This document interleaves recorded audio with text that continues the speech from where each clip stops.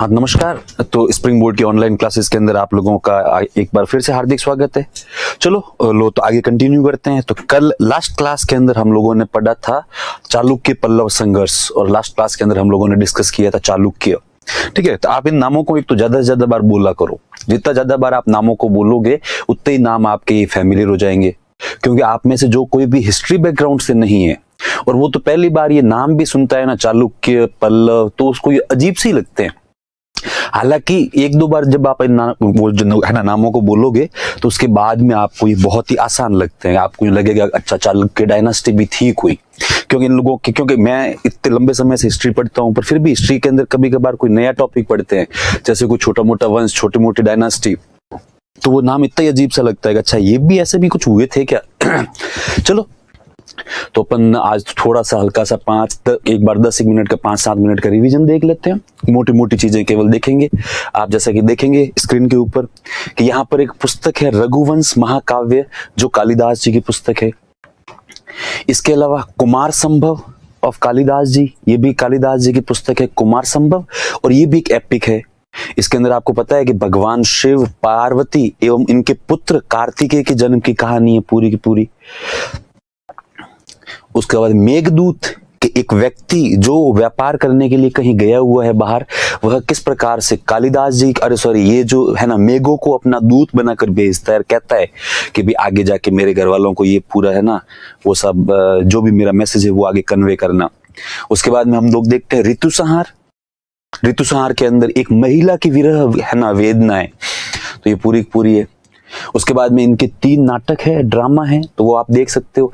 मालविका अग्निमित्र कि अग्निमित्र जो है वो एक शुंग शासक था, और मालविका जो एक एग्जाइल लड़की थी, गर्ल थी, और इसको सब इससे प्रेम भी हो गया था और बाद में दोनों शादी भी करना चाहते हैं, और मैंने आपको पूरा किस्सा बताया भी था वो।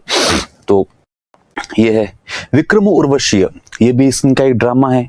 इसके अंदर जो है कि ये राजकुमार पुरुरवा और उर्वशी की कहानी है। तो उर्वशी वापस स्वर्ग की तरफ रवाना हो रही है, तब ये जो पुरुरवा कहता है कि नहीं प्लीज रुक जाओ यहाँ पे। अभिज्ञान शाकुंतलम, ठीक है, ये तो मैंने आपको पूरा किस्सा ही बताया था, इसलिए इसको तो आपको देखने की जरूरत भी नहीं है। कि शकुंतला और दुष्यंत की प्रेम कहानी है।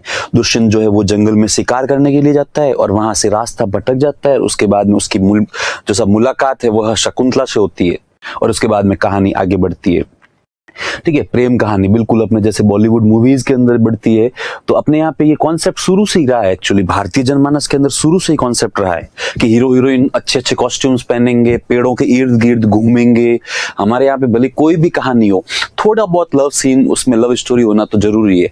आजकल कुछ ऐसी मूवीज बनने लग गई है जिसके अंदर लव स्टोरी के लिए बिल्कुल जगह नहीं होती है, बाकी थोड़ी बहुत तो होती है, इमोशंस वगैरह।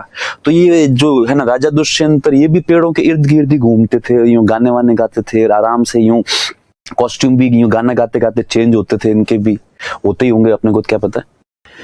खैर, तो ये कालिदास जी के बारे में ही है। फिर भास की पुस्तक है स्वप्न वासवदत्ता। इसके अंदर भी आपको पता है कि है ना अवंती का राजा प्रद्योत और जो है ना जो सा वत्स का राजा उदयन है, उनकी कहानी है। तो ये कहानियां तो वैसे मैंने आपको थोड़ी थोड़ी शॉर्ट में शायद खाना बताई भी होगी, नहीं भी बताई हो तो कभी भी लाइव क्लास के अंदर आप यूं याद रख के बोल दिया करो। इससे फायदा क्या होता है, चीजें याद रहती है। अच्छा, भास महोदय थे, वो भी उस जमाने में इस स्टाइल से लिखते थे। उसके आगे की कहानी है प्रतिज्ञा युगंधरायण, और ये भास की एक और पुस्तक है जिसका नाम है चारुदत्तम। ये कुछ है ना बुक्स है, वो एक बार आप देख लेना, याद कर लेना। इसके बाद में अपन बात करते हैं पेंटिंग्स के बारे में। तो पेंटिंग के अंदर आपको पता है कि फ्रेस्को और टेम्पोरा, ये जो टेम्पेरा कलर है, इन दोनों का ही बहुत ही सुंदर सा कॉम्बिनेशन मिलता है। और ये जो पेंटिंग्स मिलती है, ये जो मिलती है अजंता और बाघ की गुफाओं से। ठीक है, अजंता की गुफाओं की खोज जो है मद्रास प्रेसिडेंसी के सैनिकों ने की थी, और बाघ की गुफाएं जो है वो मैंने आपको बताया था जहां पे बाघ होगा तो वो फील्ड सेफ नहीं रहेगा, फिर वो डेंजर हो जाएगा। तो इसकी बाघ की गुफाओं की खोज जो है डेंजर फील्ड ने की थी। ये जो अजंता की गुफाएं इस प्रकार से दिखती है, हालांकि स्लाइड पहले आपके देखी हुई है सबके। तो ये यहाँ पर 29 गुफाएं हैं, हालांकि है वास्तविकता में 30। आर्कियोलॉजिकल सर्वे ऑफ इंडिया के अनुसार 30 है, और एनसीईआरटी के अंदर शुरू से एक बार गलत छपना आरंभ हो गया, तो वो एक्चुअली 29 बताती है। ठीक है, ये देख लो आप। ये बाघ की गुफाएं हैं जिनको अब तो लॉक वॉक कर दिया गया है पूरा का पूरा। तो ये गुफाएं कितनी सुंदर है वो आप देखो, ये नीचे का आधार नहीं है, ठीक है, वो एक्चुअली फोटो जो है वो बहुत दूर से लिया हुआ है, इसलिए गुफाएं आपको हो सकता है पहाड़ी के अंदर छोटी छोटी सी लगती होगी, जबकि वास्तविकता के अंदर ये गुफाएं बहुत बड़ी है। कि ये जो गुफाओं के नीचे के पिलर्स और अंदर एंट्रेंस होने वाला है वो तो इस फोटो में है ही नहीं, केवल ऊपर ऊपर का वर्क है, केवल ऊपर ऊपर का है। और ऊपर ऊपर का वर्क आप देख लो कितना सुंदर है कार्विंग करके कितनी सुंदर सुंदर मूर्तियां बनाई है। अभी आने वाले समय में तो इंडिया की ब्यूटी के बारे में अपन और भी खूब सारे फोटोज देखेंगे, तब आपको एहसास होगा कि इंडिया के अंदर इतने सारे सुंदर सुंदर मॉन्यूमेंट्स है। और अभी तो खैर आप लोगों की स्टूडेंट लाइफ है, लेकिन फिर भी कभी घूमने फिरने का मौका मिले तो यूं घूमने फिरने के लिए थोड़ी ढंग की जगह जाया करो, वरना लोग यूं देखते हैं अपने यहाँ पे, वो कहते हैं ना, यहाँ पे जयपुर वालों को तो मैं ना वो है ना विशेष कर कहता हूँ, ये तो हालांकि ऑनलाइन क्लासेस है, आप लोग अलग अलग जगह से है, वरना जयपुर में इतने सारे ऑफलाइन स्टूडेंट्स रहते हैं और कभी भी छुट्टी होती है तो उनसे पूछते क्या करोगे कल, सर घूमने जाएंगे। कहाँ जाओगे घूमने? WTP, ले दे न रेफरे WTP, रोज WTP जाएंगे। और हमारा तो खुद का उनके चक्कर में WTP जाने का जो हालांकि साल में 1 या 2 ही बार ही जाते हैं कपड़े खरीदने के लिए, पर वहां इतने सारे स्टूडेंट्स मिलते हैं तो हम उनको कहते हैं निकम्मो यही घूमते रहते हो क्या तुम पूरे सैटरडे संडे को, कभी तो कहीं और भी चले जाओ, इतनी सारी जगह है। खैर आजकल की जो यूथ है विशेषकर टीन एज के बच्चे होते हैं उनको ऐसे ये वर्ल्ड ट्रेड पार्क या शॉपिंग मॉल्स उनके अंदर ही घूमना ज्यादा अच्छा लगता है। खैर अलग अलग जनरेशन का एक अलग अलग टेस्ट होता है, मतलब किसी को कुछ अच्छा लगता है किसी को कुछ, पर ये भी चीजें कभी आप जिंदगी में यूं देखना तो आपको लगेगा यार चीजें कितनी मतलब सुंदर बनाई है उन लोगों ने उस जमाने में बिना टेक्नोलॉजी के। और पेंटिंग्स तो मैंने आपको कहा ही है कि उस जमाने की पेंटिंग्स है लेकिन फिर भी इतनी सुंदर दिखती है आज भी जिसकी कोई हद नहीं है। ये अवलोकितेश्वर की पेंटिंग है, इतनी पुरानी होने के बावजूद इतनी सुंदर दिखती है। बात ये है, आप में से कभी कभी कुछ लोग ऐसे है ना प्रश्न करते हैं सर इतनी भी तो सुंदर नहीं है।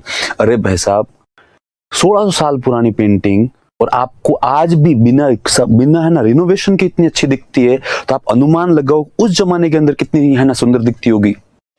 वरना आजकल तो जितने भी पेंटिंग्स हब है वहां से आप अच्छी से अच्छी पेंटिंग लेके आ जाओ, खरीद के लेके आ जाओ, है ना 5-10 साल के अंदर 15 साल के अंदर उसका कलर तो बिगड़ना स्टार्ट हो ही जाता है। 80 साल पुरानी पेंटिंग्स तो मिलती नहीं है इंडिया के अंदर।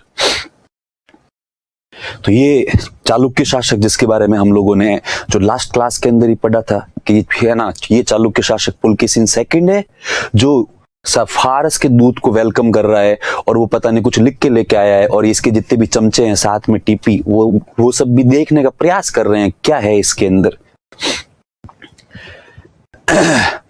ये गुफा संख्या, तो आप ये गुफा देखो इसकी हाइट बहुत ज्यादा है 9 और 10।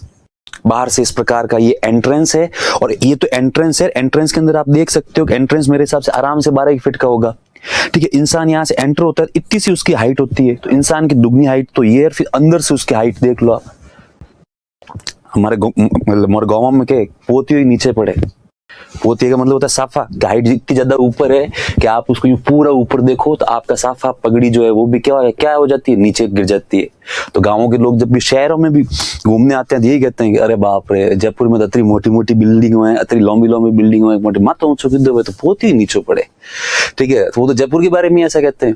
अब उनको आपका एकदम से USA वगैरह लेके चले जाओ और वो ऐसी बिल्डिंग्स देख ले तो उनका दिमाग काम नहीं करे। USA क्या इंडिया में भी अब तो खूब सारी ऐसी बिल्डिंग्स है। खैर, तो उसके बाद में ये सातवाहन काल की जो है ना गुफाएं हैं उनका भी जो बहुत ही सुंदर वर्क है इसके अंदर।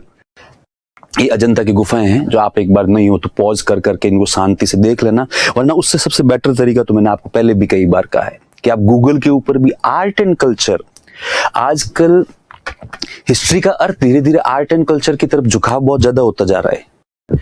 आप यदि IAS का एग्जाम देने की प्लानिंग कर रहे हो फ्यूचर के अंदर, तो IAS के एग्जाम के अंदर तो आजकल सबसे ज्यादा प्रश्न आर्ट एंड कल्चर के ही आते हैं। मेंस के अंदर विशेषकर, प्रीलिम्स में तो फिर भी है ना सब जगह से पूछते हैं, मेंस के अंदर आर्ट एंड कल्चर के सवाल हर जगह से ही आते हैं। RS के एग्जाम में भी जो आर्ट एंड कल्चर आपके ज्यादा आता है, तो आर्ट एंड कल्चर आपको ज्यादा अच्छे से याद रहेगा। वो तो एक कहावत है ना, कहावत क्या है मैंने आपको पहले भी कहा होगा कि 10 बार पढ़ने से बेटर है एक बार सुन लो, ठीक है, और 10 बार सुनने से बेटर है एक बार देख लो। आप कभी भूलते नहीं हो। आप लोगों ने हमें फीस किस बात की दी है? हम कोई नई चीजें पढ़ाते नहीं है, हम वही पढ़ाते हैं जो एनसीईआरटी में लिखी हुई है या फिर अदर बुक्स में लिखी हुई है, या फिर जो हमारे नोट्स है वो भी मिलते हैं मार्केट के अंदर, तो आप आसानी से उनको खरीद के पढ़ सकते हो। नोट्स बहुत ज्यादा सस्ते होते हैं, ठीक है। बैच उससे तो बहुत ज्यादा महंगा होता है, पता नहीं कितने सब कितने है ना गुना होगा, लेकिन फिर आप केवल इसलिए आते हो ताकि सुन सको। क्यों? क्योंकि आपको भी इस बात का पता है कि सुनी हुई चीजें ज्यादा अच्छे से याद रहती है और देखी हुई तो उससे भी ज्यादा अच्छे से याद रहती है। तो अपने देखो, अब घूम घूम के तो कब देखेंगे पता नहीं, ठीक है। तब तक तो है ना एग्जाम आ जाएंगे कई बार, तो अपन कम से कम गूगल पे ऐसी चीजें ढूंढ सकते हैं। जैसे कोई भी सब डायनास्टी पढ़ रहे हो तो आप डायनास्टी के अंदर, वैसे तो हम लोग आजकल प्रयास करते हैं थोड़े एक एक तो फोटो यहाँ पे लगाएं ताकि आपको अनुमान रहे कि कौन सा वंश कहाँ पर है।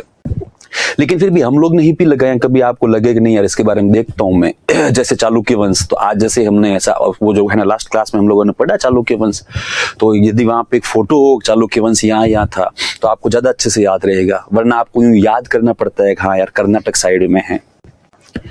चलो, तो ये केव्स आप, ये वैसे बहुत सारे फोटोज है, इनका सबको तो देखेंगे, खूब सारे टेम्पल्स है, तो इसमें भी टाइम लग जाएगा पूरा।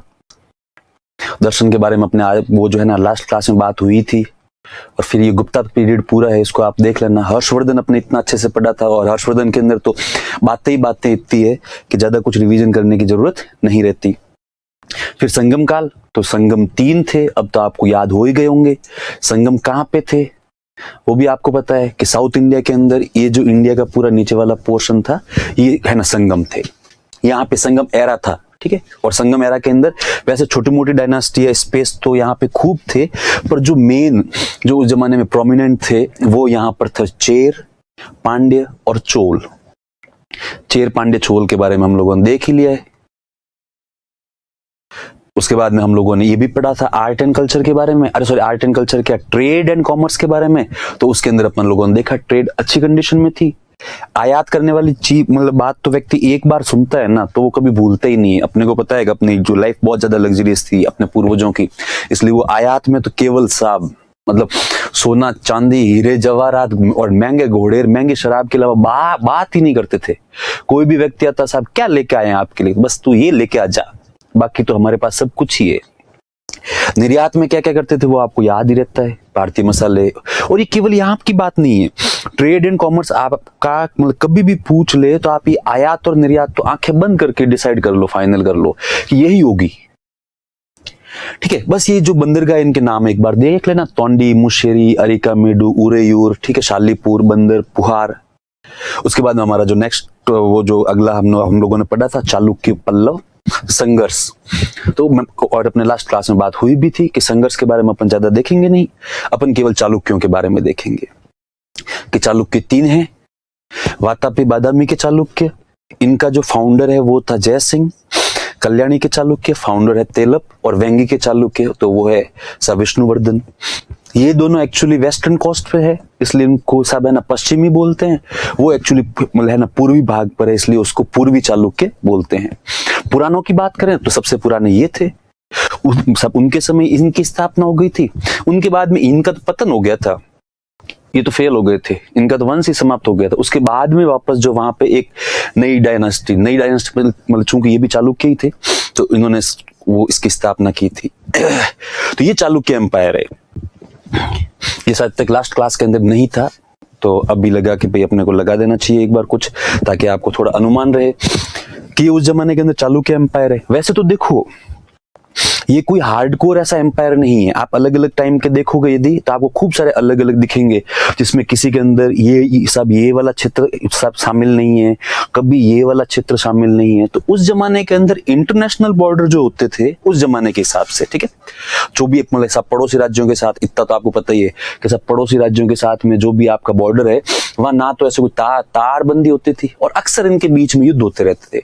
तो सब युद्ध होते रहते थे, तो कभी कोई क्षेत्र हाथ लग गया तो सब एकदम से एम्पायर बड़ा हो गया, कभी ये लोग वापस हार गए तो एम्पायर एकदम से छोटा हो गया, कभी ये यहाँ पे इनकी सेना इस तरफ आई हुई है कहीं भी तो सब पीछे से पल्लवों ने यहाँ इस क्षेत्र पर अधिकार कर लिया, तो ये चलता ही रहता था। पर ये जो पीक लेवल पर जब चालुक्य थे वो उनका है।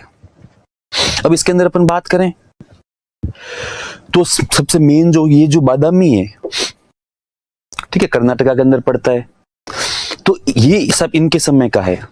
बाद में बादामियों ने क्या किया कि ये यहाँ पे पल्लव है, तो इन पल्लवों से उत्तर का भाग जो है सब उसने जीत लिया। उसने है ना पुलकेशिन सेकंड ने, और अपने भाई विष्णुवर्धन को यहाँ का शासक बना दिया। तो ये हो गई वेंगी ब्रांच, ठीक है। और बाद में इनका सब एक बार पतन हो गया, तो यहाँ पर फिर वापस कल्याणी के चालुक्य आए। यहाँ कहीं था कल्याणी, ये बॉम्बे वाला कल्याणी नहीं है ना, तो यहाँ पे कल्याणी के चालुक्य वापस आ गए थे। तो अब वो ये जो है ना, ये जो कल्याणी के चालुक्य थे उनका एम्पायर यहाँ था। तो ये जो है वो चालुक्य एम्पायर था। मेन पीक आप ध्यान रखना कर्नाटक, मतलब मेन इनका जो सेंटर था वो था कर्नाटक। ये सारे तो अभी लास्ट क्लास में पढ़े ही है, तो आपको याद ही है, ठीक है। कल्याणी के चालुक्य थे, उसमें से एक था विक्रमादित्य छठा, उसके दरबार में एक तो था विलन की पुस्तक है विक्रमांक देवचरित, एक था विज्ञानेश्वर, उसकी पुस्तक है मिताक्षरा। विक्रमांक देवचरित ये विलन की पुस्तक है। विलन कहां का था? तो आपको पता है विलन जो है वो कश्मीर का था। विलन कहां का था? कश्मीर का था। उसके बाद में सोमेश्वर, एक्चुअली देखो मैंने लास्ट क्लास में मैं आपको बताना भूल गया, ये सोमेश्वर थर्ड था, ठीक है। तो इसको आप ध्यान रखना। एक बार और मैं चलती क्लास के अंदर थोड़ा करेक्शन करवाना पड़ेगा, क्योंकि आप में से बहुत सारे लोग जब यूं रिवीजन का नाम आता है ना, तो वीडियो यूं साइड में रख के और फेसबुक देखने लग जाते हैं, कहीं कहीं फेसबुक या लैपटॉप पे और कुछ करने लग जाते हैं, ठीक है। मतलब उनको लगता है कि वो सब रिवीजन इतना जो यूजफुल नहीं है। तो ये सोमेश्वर थर्ड की पुस्तक है मानसोल्लास, जिसके अंदर शिल्प शास्त्र और भोजन बनाने की विधियां मिलती है। ये मानसोल्लास जो है पुस्तक है। अब यहाँ पे मैंने कुछ फोटोज डाले हैं कि चालुक्यों की कला अपने हुई थी, कि चालुक्यों की कला के अंदर एक तो है वातापी, बादामी, ऐहोल और पट्टाडक्कल। अब इसमें से कुछ जो आप फोटोज देख लो, ये शिवालय ऑफ बादामी है।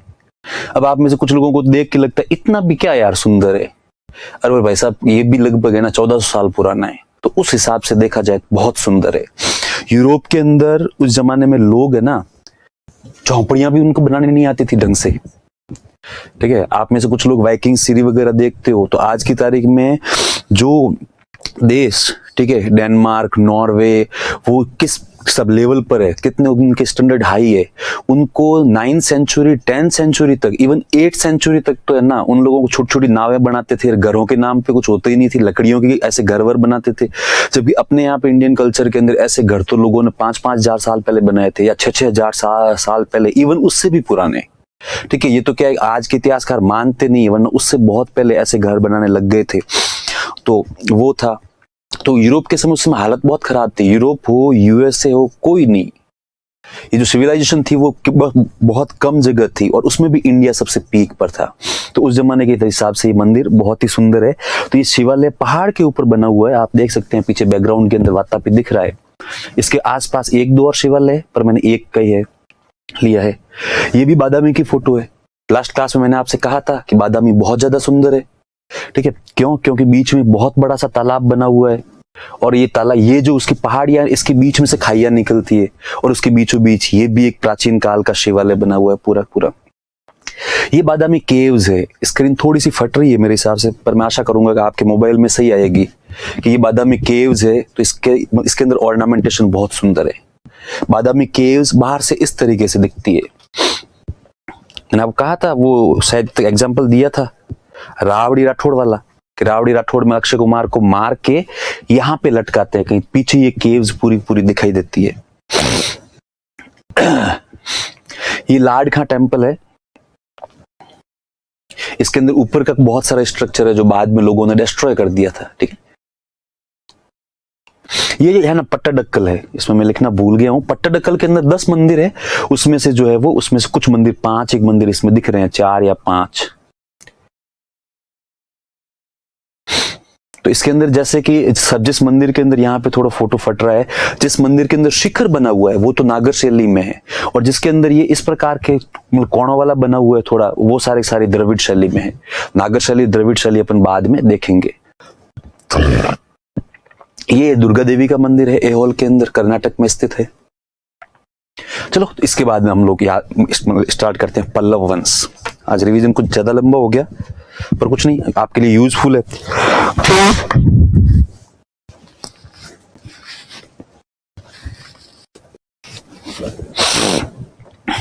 तो उसके बाद में अपन बात करेंगे पल्लव वंश।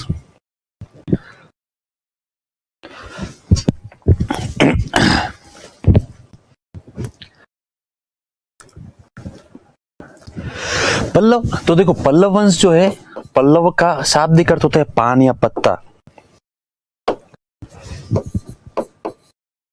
पान, पत्ता या फिर बेल, ठीक है, कोई छोटे मोटे जो भी पौधे होते हैं उनके ऊपर छोटे छोटे जो है ना बेलें निकलती है झाड़ियों में से, ये पल्लव का शाब्दिक अर्थ है।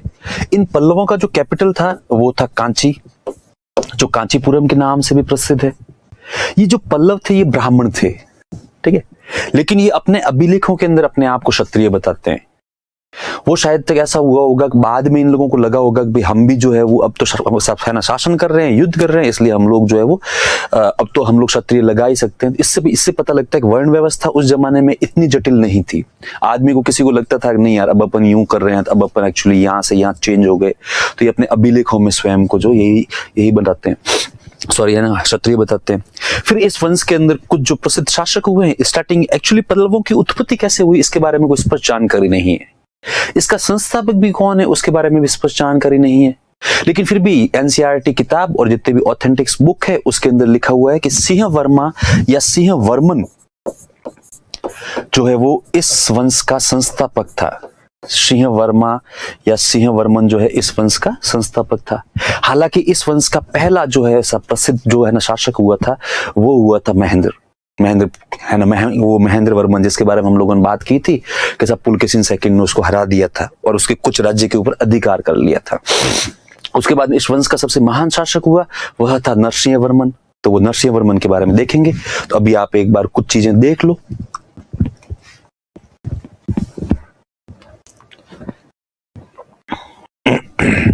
तो पल्लव वंश, पल्लव डायनास्टी, तो पल्लव का मतलब पान, पत्ता या झाड़ी होता है। पल्लव मीन्स लीफ, पान या श्रब, ठीक है। तो पल्लव का मतलब पान, पत्ता या झाड़ी, तो लीफ या श्रब इसका मीनिंग होता है। है ना, origin place of Pallava is तोंडमंडलम।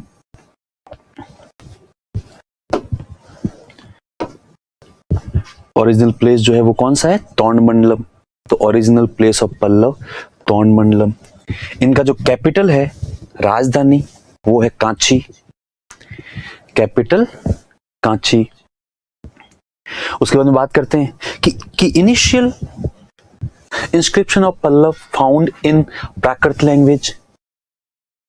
प्राकृत का मतलब अब आपको पता चल ही गया होगा, लोकल लैंग्वेज, रीजनल लैंग्वेज। आप जिस भाषा में ज्यादा कंफर्टेबल फील करते हो वही आपकी प्राकृत सब है ना, प्राकृत लैंग्वेज।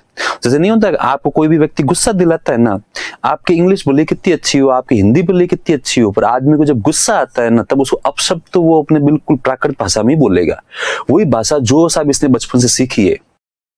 अब हालांकि जो हमेशा से इंग्लिश मीडियम में पढ़े हुए हैं वो कभी कोई सब घर पे कोई है ना लोकल लैंग्वेज बोली नहीं, तो वो लोग इंग्लिश में ही बोलेंगे गालियां, हिंदी वाले हिंदी में बोलेंगे। पर जैसे मेरे जैसे कोई भी गांव का आदमी है, मेरे को कोई यूं चिढ़ा दे, हालांकि देखो वैसे गुस्सा आता ही नहीं है, पर फिर भी मान लो कोई भी यूं चिढ़ा विड़ा दे तो एकदम बच गया तेरी तो, और फिर वो जो भी बोलना है वो आदमी बोलेगा ही बोलेगा। और ये मैं नहीं, हर एक आदमी का नेचर होता है, प्रकृति होती है। तो ये इनके आरंभिक अभिलेख जो है वो सारे है ना सब प्राकृत भाषा में है। तो पल्लवों के प्रारंभिक अभिलेख प्राकृत भाषा में मिलते हैं, प्राकृत भाषा के अंदर। लेकिन बाद के इनके अभिलेख संस्कृत में आ गए थे। बाद में क्या पढ़ लिख गए थे, उस जमाने के अंदर संस्कृत में अभिलेख आने का मतलब है अभी अपने आप को पढ़ा लिखा मांगने लग गए। और फिर उनको लगा यार अब अपन शासक है, अब यहाँ पे रूल कर रहे हैं, अब मतलब आज तक कोई गंवारो वे जो गरीब भाषा लेन बैठो, अब मैं यार स्टैंडर्ड लैंग्वेज बोलो, संस्कृत बोलो।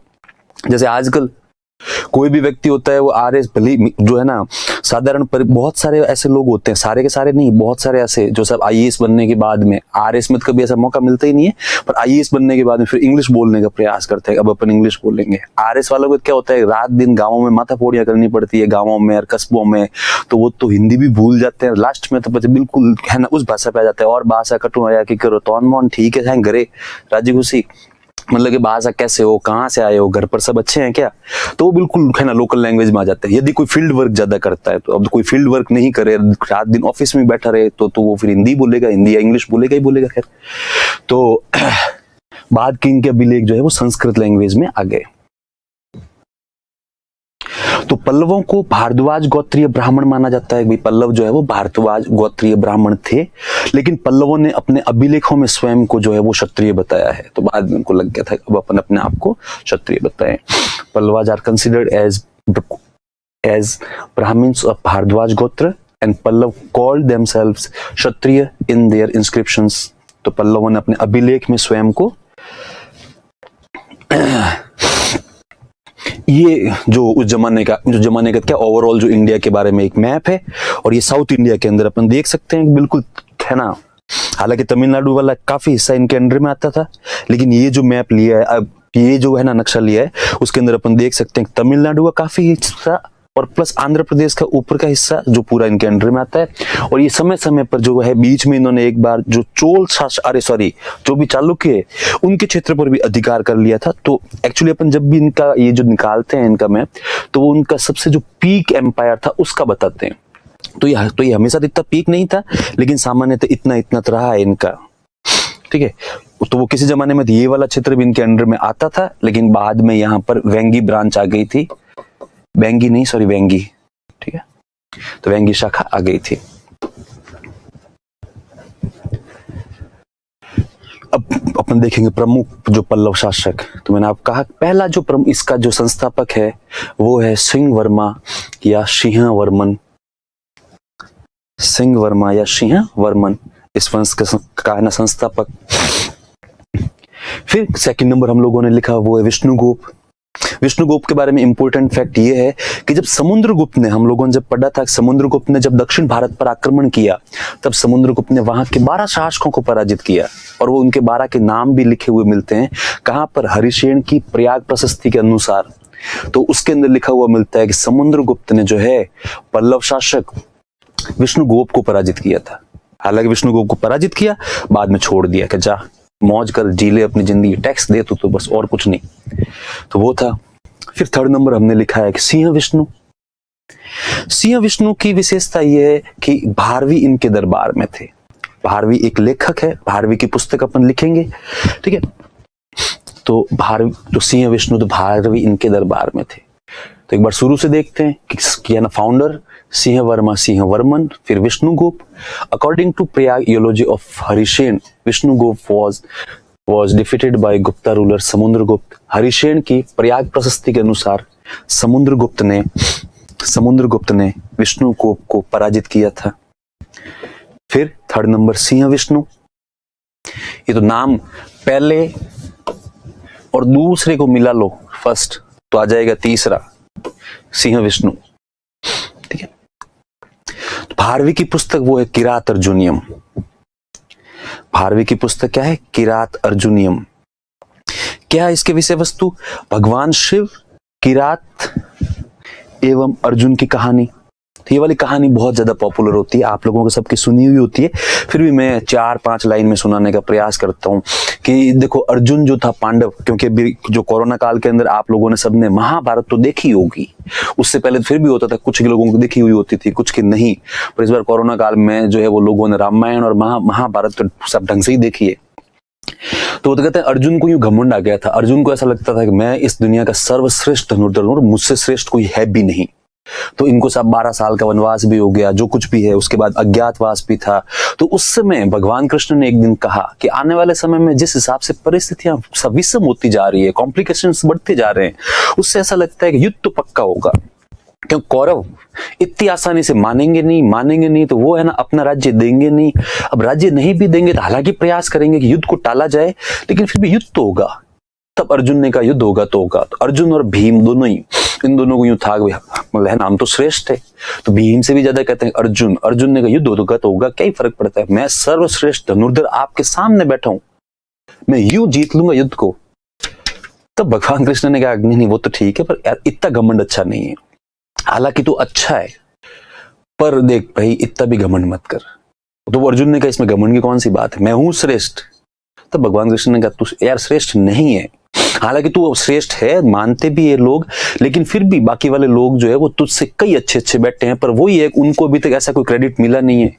भीष्म पितामह, ठीक है, भीष्म पितामह, कृपाचार्य, ठीक है, द्रोणाचार्य, इनकी सिंपैथी तुम लोगों की तरफ है, इसलिए उन्होंने कभी अपना ओरिजिनल हुनर दिखाया नहीं है। वरना भीष्म पितामह वो है जो, ठीक है ना, परशुराम जी एक शिष्य है, तेरे जैसे को तू उड़ा दे, पर करे क्या, तू यार पोता लगता है, उनका प्यारा पोता है, इसलिए वो तेरे प्रति सिंपैथी रखते हैं, वरना तू ऐसा मान मत।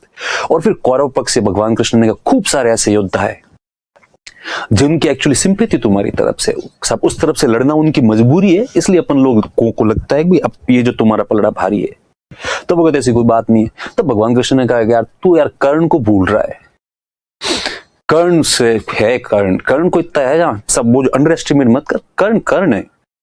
तो अर्जुन ने कहा ऐसा क्या है कर्ण में, कह रहे वो तो कभी तेरा और कर्ण का किसी ने सामना होने दिया भी नहीं, एक दो बार छोटी मोटी परिस्थिति हम सामना हुआ तो उस समय एक्चुअली हालात ऐसे थे, कर्ण थोड़ा दबा हुआ टाइप से था किसी न किसी कारण से, इसलिए तुझे ऐसा लगता है कि तू मतलब श्रेष्ठ है, वरना ऐसा कुछ भी नहीं है। तो वो अर्जुन ने कहा नहीं मैं हूं। तो उसके बाद में अर्जुन जो भगवान शिव की तपस्या करने जाता है, वहां पर अर्जुन को जो है वो सब है ना घमंड भी हो जाता है उसके बाद में।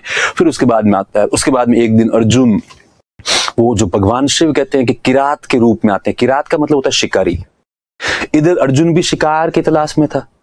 तो कहते एक किसी जानवर को देखा, सूअर था पता नहीं क्या था, ठीक है, तो एक किसी जानवर को देखा तो इधर से सब भगवान, वो जो भगवान शिव अर्थात जो है ना शिकारी के रूप में थे, उन्होंने भी अपना तीर चलाया, उधर जो अर्जुन है सब उसने भी अपना तीर चलाया।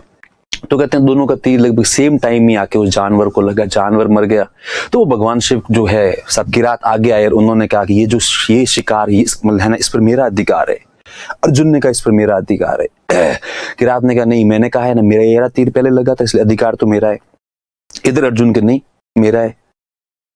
तो उसके बाद अर्जुन एकदम से थोड़ा ईगो से बोला कि तू है कौन और जानता नहीं है क्या मुझे, मैं अर्जुन हूं। तो वो है ना भगवान शिव ने कौन सा अर्जुन, तो अर्जुन को नहीं जानते, मैं है ना पांडव पुत्र, वो जो है ना पांडु पुत्र अर्जुन हूं। पांडव कहाँ होगा तो मुझे क्या फर्क पड़ता है, मेन मुद्दे की बात यह है कि ये शिकार मेरा है।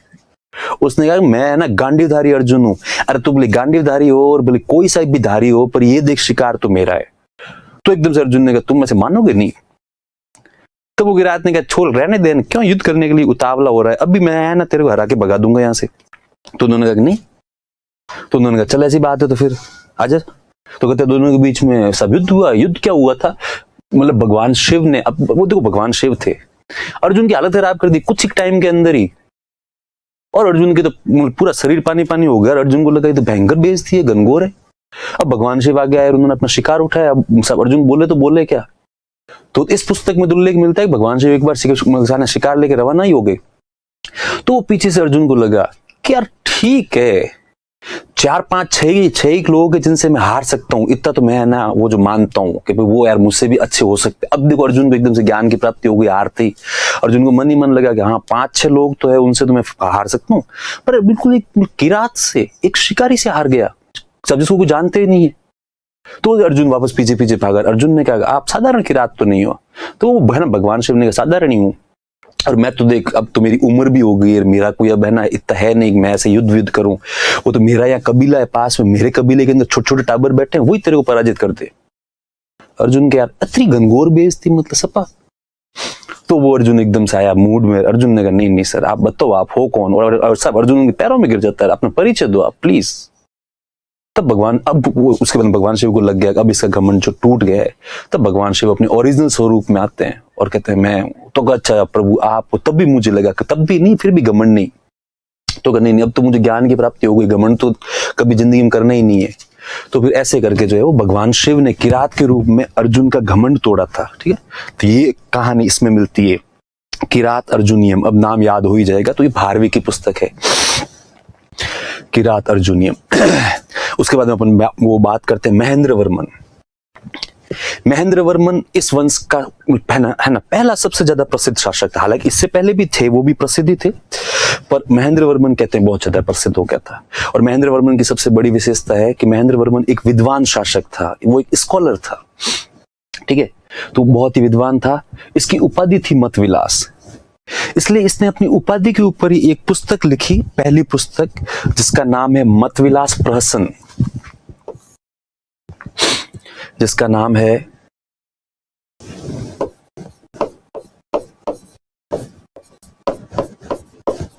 मतविलास प्रहसन। यह एक व्यंग्यात्मक पुस्तक है। यह क्या है? एक व्यंग्यात्मक पुस्तक है। व्यंग्य का मतलब आप लोग समझते हो, किसी अपने वो जो लोकल लैंग्वेज में बोलते हैं टॉन्ट करना, किसी को है ना, अप्रत्यक्ष रूप से कुछ न कुछ कहना। हर फ्रेंड सर्कल के अंदर एक दोस्त ऐसा होता है जिसको व्यंग्य आते हैं, किसी को ज्यादा किसी को कम, और फिर हर बात पे घुमा फिरा के बोलेगा कुछ न कुछ, लेकिन वो सुनने वाला समझ जाता है अच्छा इसने मुझे टारगेट किया है। हालांकि इस सेंटेंस में कहीं मेरा नाम नहीं है, इसने मेरी तरफ देखा भी नहीं है, पर इसने टारगेट मुझे किया है। ये होता है, वही है ना, सब है ना, व्यंग्य, सटायर। तो कहते हैं इसके अंदर बहुत अच्छे अच्छे सटायर है। तो इट इज है ना सटायर बुक। यह एक व्यंग्यात्मक पुस्तक है या व्यंग्य पुस्तक है। और इसके अंदर क्या हुआ है, इसमें बौद्ध भिक्षुओं पर और कापालिक जो साधु है जिनके बारे में हम लोग पढ़ के आए हैं, उनके ऊपर व्यंग्य किया गया है।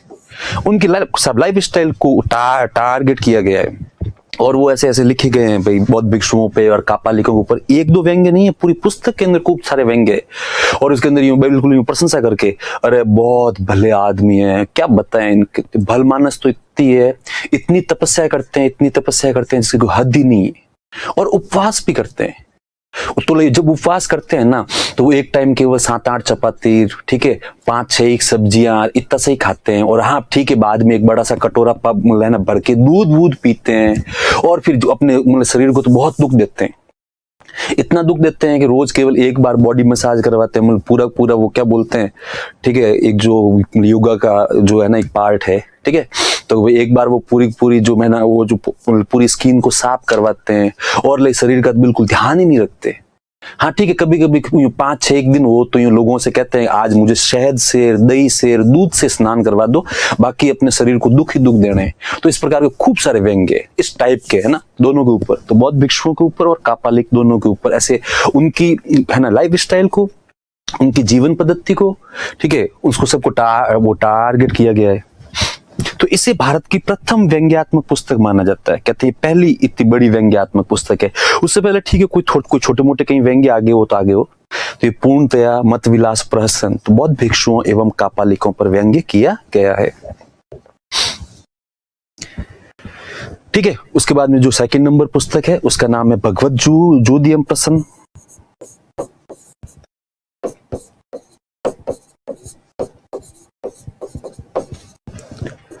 भगवत जोदियम प्रसन्न, यह भी एक व्यंग्यात्मक पुस्तक है। यह भी एक सटायर बुक है। और फिर इसके बारे में अपने पढ़ा ही था कि चालुक्य शासक पुलकेशिन सेकंड ने इस महेंद्र वर्मन को पराजित कर दिया था। और पराजित करने के बाद में जो उत्तरी भाग था पल्लव साम्राज्य का, उसके ऊपर अधिकार कर लिया था। ये वही महेंद्र वर्मन है। लेकिन अब इस महेंद्र वर्मन का बदला लेगा इसका बेटा नरसिंह वर्मन। बाप का, दादा का, भाई का, सबका बदला लेगा ये जो नरसिंह वर्मन। ये इसने कहा भी था, नरसिंह वर्मन अच्छा वॉरियर था। तो कहते हैं जब महेंद्र वर्मन पराजित हुआ तो उसके बाद में नरसिंह वर्मन ने तो हाथी कहा अपन है ना बदला लेंगे, युद्ध करेंगे वापस।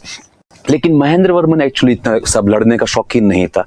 महेंद्र वर्मन ने कहा नहीं रे, ज्यादा लड़ाई झगड़े में कुछ नहीं पड़ा है, ठीक है, अब थोड़ा साम्राज्य बड़ा हो और थोड़ा छोटा हो, चलता रहता है। तो इसने कहा ठीक है पापा, वो देखते हैं।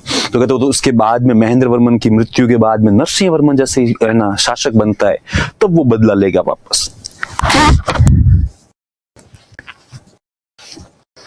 तो मैंने कहा था कि नरसिंह वर्मन फर्स्ट, चालुक्य शासक पुलकेशिन सेकंड और हर्षवर्धन, ये तीनों ही जो है वो कंटेम्परेरी थे और तीनों ही महान थे।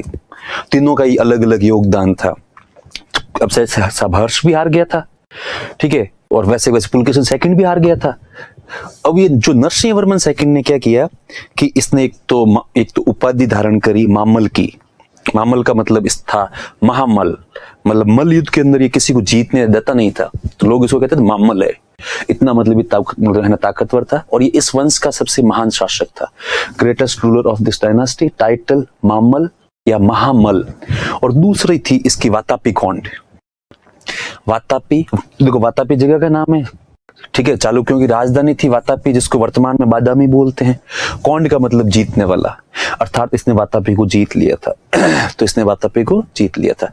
तो इसने चालुक्य शासक पुलकेशिन सेकंड को पराजित किया एवं वातापी कौंड की सब उपाधि धारण की।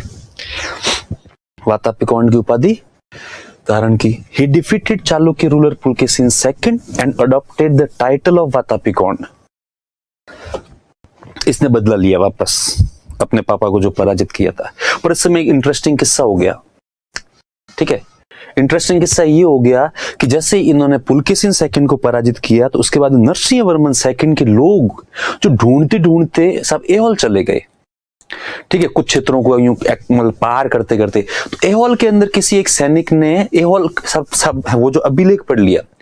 एहोल अभिलेख पढ़ा तो उससे पहले नरसिंह वर्मन के फाइनल किया हुआ था कि वो पुलकेशिन सेकंड को तो मिलते युद्ध करेगा और उसको मारेगा यहीं के यहीं। तो सब इसने कहा पुलकेशिन सेकंड को तो मारूंगा मैं, ऐसा नरसिंह वर्मन ने कहा। पर इससे पहले किसी व्यक्ति ने एहोल अभिलेख को पढ़ लिया, और जब एहोल अभिलेख को पढ़ा तो वो आता है नरसिंह वर्मन के पास में और कहता है साहब चलो आपको एक इंटरेस्टिंग चीज दिखाता हूं। तो वो कहता है क्या, कि ये देखो एहोल अभिलेख है, इंस्क्रिप्शन है, तो इसमें क्या है खास। तो सब इसमें कुछ नहीं है खास, तो पर ये इसमें लिखता है कि एक्चुअली हर्षवर्धन ने इसके ऊपर आक्रमण किया था, इसने हर्षवर्धन को पराजित कर लिया। तो वो कहता है नरसिंह वर्मन, हाँ हर्ष के बारे में सुना है, आक्रमण के बारे में भी सुना है, लेकिन यार ऐसे कोई भी एक हार गया जीत गया इसका मतलब ऐसा तो कोई मतलब जरूरी थोड़ी है कि आदमी जगह जगह पे लिखवाएगा उसको पत्थरों के ऊपर।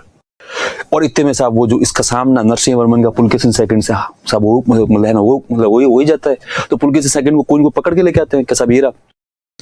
तब एकदम से नरसिंह वर्मन बात करने के मूड में आता है कि अपन बात करते हैं, वरना पहले तो उसके साइड तक है ना वो जो फिक्स था कि अपन इसको मारेंगे। तो वो कहता है ना नरसिंह वर्मन उससे पुलकेशिन से कि यार जब देख एक बात बता, दो राजाओं के बीच में युद्ध होता है, एक हारता है एक जीतता है, पर उसकी इतनी मार्केटिंग करनी जरूरी थोड़ी है। तेरे को यार लिखने का गजब शौक है। तो वो पुलकेशिन सेकंड हालांकि हारा हुआ था पर उसका कॉन्फिडेंस अभी भी साथ है आसमान पे। तो उसने कहा हाँ है शौक तो है, इसमें क्या हुआ। तो ये नरसिंह वर्मन कहता है आज मेरा और तेरा युद्ध हुआ है, आज तू मतलब हार गया, ठीक है, और मैं तो जीत गया, पर क्या मैं यदि हारता तो मतलब ऐसे कैसे लिखवाता। तो पुलकेशिन सेकंड ने बिल्कुल लिखवाता और ढंग से लिखवाता कि मैंने नरसिंह वर्मन को जो है वो पराजित किया। तो वो कहता है अच्छा। तब वो कहता है पुलकेशिन की अरे सॉरी नरसिंह वर्मन की एक्चुअली मुझे तुझे मारने की इच्छा थी, पर अब मैं यार तेरा शौक पूरा करते हैं, तेरे को है ना लिखने का भयंकर शौक है ना। तो उसने कहा हाँ, तो इसको पकड़ो। तो सब उसको पुलकेशिन को पकड़ा गया, और पुलकेशिन को पकड़ने के बाद नरसिंह वर्मन गया, और नरसिंह वर्मन ने जाते ही उसकी पीठ के ऊपर, ठीक है, पीठ के ऊपर लिख दिया विजय, और नीचे सिग्नेचर कर दिया भाई नरसिंह वर्मन फर्स्ट, और का छोड़ो इसको। तो सब वो छोड़ दिया। तो इसने बिल्कुल पीछे, अब पता नहीं संस्कृत में किए या प्राकृत में किए कैसे किए, लेकिन उसने वो जो लिख दिया विजय और नीचे खुद के साइन कर दिए, और छोड़ दे रहे, और चल ठीक है जा तू राज कर, वापस मौज कर। तो ये पुलकेशिन सेकंड के लिए घनघोर बेइज्जती थी, भयंकर बेइज्जती थी। पुलकेशिन सेकंड ने कहा तुम एक बात बताओ, तुम लोगों ने लिखा क्या पीछे। तो वो नरसिंह वर्मन के सैनिकों ने देखा, वो है ना हंसने लग गए, ये ठीक बदला लिया यार, ये रिवेंज यूं खतरनाक था, और छोड़ो इसको जाओ। अब उसके बाद नरसिंह ये जो पुलकेशिन ने, अब देखो उस जमाने में साउथ इंडिया के अंदर शर्ट टी शर्ट पहनने का प्रचलन नहीं था, ये है ना साउथ इंडिया के अंदर शर्ट टी शर्ट पहनने का प्रचलन तो कहते हैं कि अभी पिछले 50-100 सालों में आया है, वरना पहले लोग ऐसे ही घूमते थे। मतलब अभी भी वहां पे किसान विसान तो ऐसे ही घूमते हैं, एक्चुअली ह्यूमिडिटी बहुत ज्यादा रहती है। अब उसकी है ना पुलकेशिन सेकंड ने अपने लोगों को बुलाया, कहा क्या है पीछे। तो उन्होंने कहा बताने लायक बात नहीं है। तो क्या, तो इसने लिख दिया वातापी कौंड, वातापी को जीतने वाला, सब है ना लिख दिया विजय, और उसके नीचे साइन कर दिए अपने खुद के, और छोड़ दिया आपको। तब उसने कहा यार ये तो भयंकर ही बदला है। अब उसने पुलकेशिन ने कहा वापस बदला लूंगा। पुलकेशिन ने वापस तैयारी करी, और पुलकेशिन ने वापस तैयारी करके वापस नरसिंह वर्मन के ऊपर अटैक करने गया। तब नरसिंह वर्मन ने कहा चुपचाप जाना यार, क्यों यहाँ पे अपना जीवन व्यतीत कर रहा है। इसने कहा नहीं मैं बदला लूंगा, क्योंकि इसके भी साथ बेचारे के साथ ऐसी हुई कि इसने लोहे की गर्म रॉडों से अपनी पूरी चमड़ी को जला दिया था, और अब देखो जले हुए निशान तो थे ही।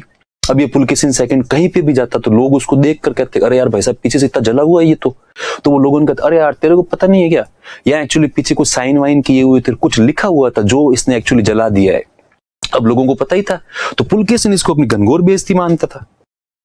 तो इसलिए वो फिर कहता है, वो एक मूवी नहीं है जिसके अंदर सब अमिताभ बच्चन के हाथ पे लिख देते हैं तेरा बाप चोर है, तो वैसे उससे भी बुरी थी इसके अंदर। तो इसलिए वापस बहुत ही कम प्रयासों के साथ वापस जाता है ये नरसिंह वर्मन से। तब नरसिंह वर्मन कहता है तू यार चला जा।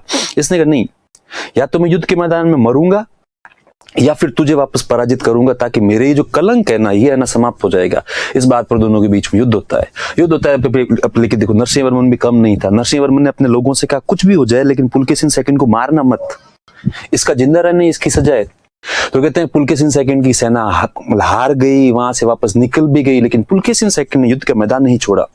वो लड़ता गया, लड़ता गया, लड़ता गया। सामने वाले लोग भी जब पुलकेशिन थक जाए तो रुक जाए, वो भी रुक जाए और भाई साहब आपको मारेंगे तो नहीं।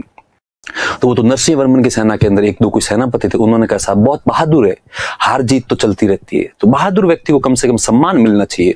तब इस बात पर नरसिंह वर्मन जाता है। संभवतः नरसिंह वर्मन ने उसको जो पुलकेशिन सेकंड की हत्या कर दी थी उसी वो सब ग्राउंड में। तो ये इस प्रकार से नरसिंह वर्मन जो है तो अपन लोगों ने देख लिया कि defeated Chalukya ruler Pulakeshin second and adopted the title of Vatapikon. Second phase of Pallav art started in his reign. Actually Pallava सभ्यता का दूसरा चरण इसके काल में आरंभ हुआ। आपके दिमाग में आएगा तो फिर पहला कब आरंभ हुआ था? पहला अपन बाद में पढ़ लेंगे, पहला, दूसरा, तीसरा। इसने मामल्लपुरम नामक एक नगर बसाया जिसे वर्तमान में महाबलीपुरम कहते हैं। महाबलीपुरम के बारे में तो इसका महाबलीपुरम का आरंभिक नाम जो है वो मामल्लपुरम था। ठीक है, ये हो गया। उसके बाद लिखे नरसिंह वर्मन सेकंड, देखना आप, इसकी टाइटल था राज सिंह।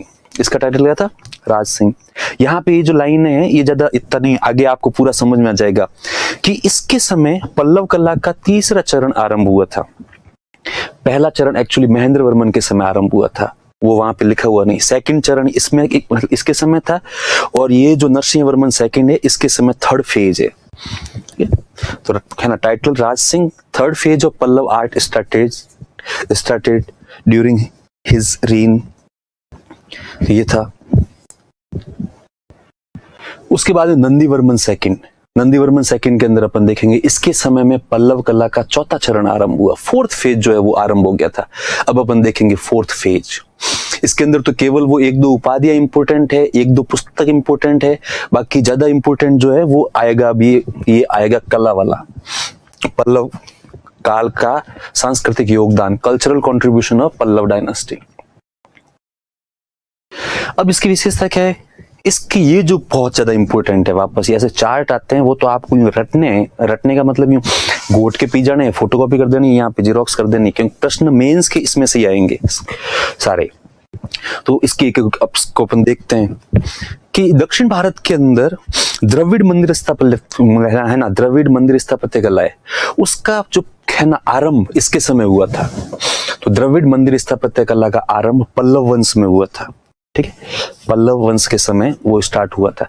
इससे है ना पहले या समकालीन मंदिर बने हुए हैं, पर वो बिल्कुल वैसे टिपिकल नहीं है जैसे टिपिकल मंदिर जो है वो द्रविड़ मंदिर स्थापत्य कला के, इसमें ऐसा पल्लव वंश के समय आरंभ हुए।